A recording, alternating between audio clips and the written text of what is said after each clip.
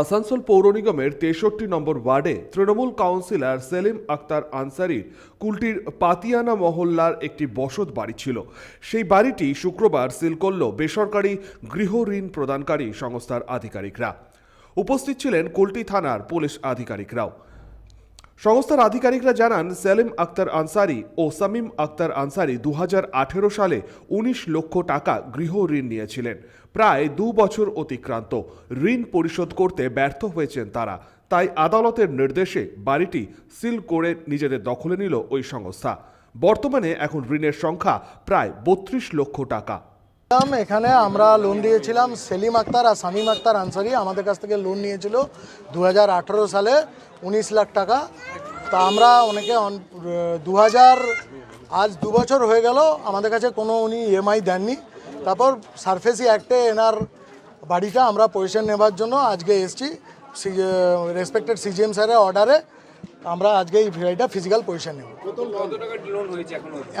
ওনার আজকের ডেটে ডিউ আছে 32 লাখ টাকা, উনি নিয়েছিলেন 19 লাখ টাকা।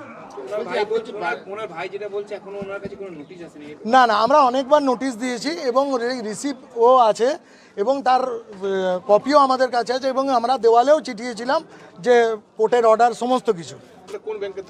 আধার হাউজিং ফাইন্যান্স, এটা আধার হাউজিং ফাইন্যান্স একটা হাউজিং ফাইন্যান্স কোম্পানি, এটা একটা এমএনসি কোম্পানি, এটা হচ্ছে ভারতেরই কোম্পানি। হেড অফিস হচ্ছে মুম্বাই। এটা হচ্ছে অ্যাকচুয়ালি ব্ল্যাকস্টোন ওন কোম্পানি। না, আসানসোল অফিস থেকে।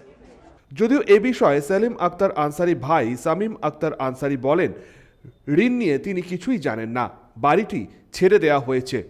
পরবর্তী ক্ষেত্রে ওই গৃহ ঋণ প্রদানকারী সংস্থার দপ্তরে গিয়েই তিনি কথা বলে সম্পূর্ণ বিষয়টি জানাবেন। ব্যাংক এসেছে, কুলটি থানা এসেছে স্যার, আমার দাদা লোন নিয়েছে, সেই জন্য আমরা যা হিসাবে মানে হচ্ছে ওরকম আমি কর্পোরেট করেছি স্যার। কত টাকার লোন নেওয়া আছে কনফার্ম আমাকে স্যার নেই স্যার। কি বললো আজকে আমাকে ব্যাংক বললো 29 লাখ টাকা লোন আছে না কি আছে স্যার। ডিটেলস আমার দাদা সেলিম আক্তার আনসারি। ওনার সাথে কথা হলো?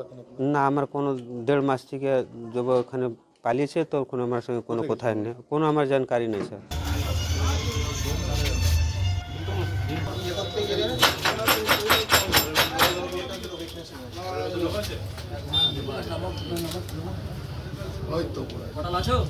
হ্যাঁ, সামনে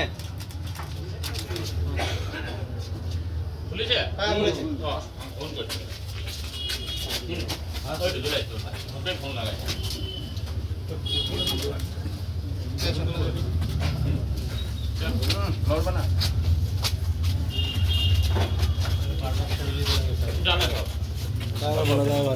আমি তো কালকে স্টেটমেন্ট কালকে আমি ডিটেইলস দিয়েছিলাম, তো কেন আমাকে ডিটেইলস পাওয়া গেল না? সেটা তো না কেন দেবে না, কারণ এখানটাতে ব্যাপার হচ্ছে কোর্ট আমাকে একটা অর্ডার দিয়েছে যে আপনারা যদি আপনাদের কাছ থেকে বাড়িটা নিয়ে এনাদেরকে সঁপে দেন।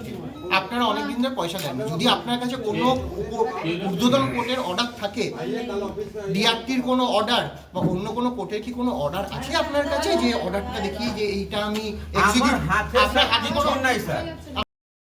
আসানসোল থেকে সঞ্জয় যাদবের রিপোর্ট, 99 নিউজ বাংলা।